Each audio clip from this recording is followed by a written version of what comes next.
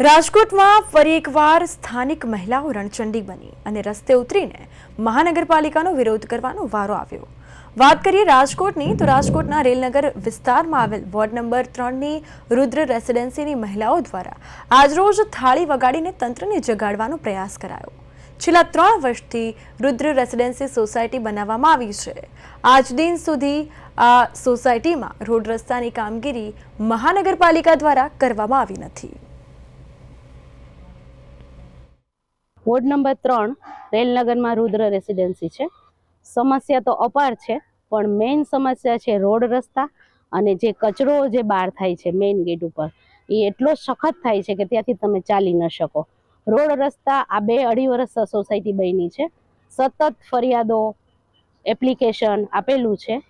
कार्यकर्ताओं अने होद्देदारो आवे जोवाय आवे छे, पण समस्यानुं निराकरण कई नथी मळतुं अमने के चलो थई गयुं काम, ए नथी थतुं। प्लस आजूबाजू में तमे अहींया नजर करशो ने तो तमने पोताने बी खबर पड़शे एटलुं घास उगी निकळ्युं छे के एमांथी जीव जंतुओ साप निकळे छे। साप आम लोकोना घर सुधी पहोंची जाय छे। तो बधाने नाना बाळको छे, तो नाना बाळकोने बहार केवी रीते रमाडे?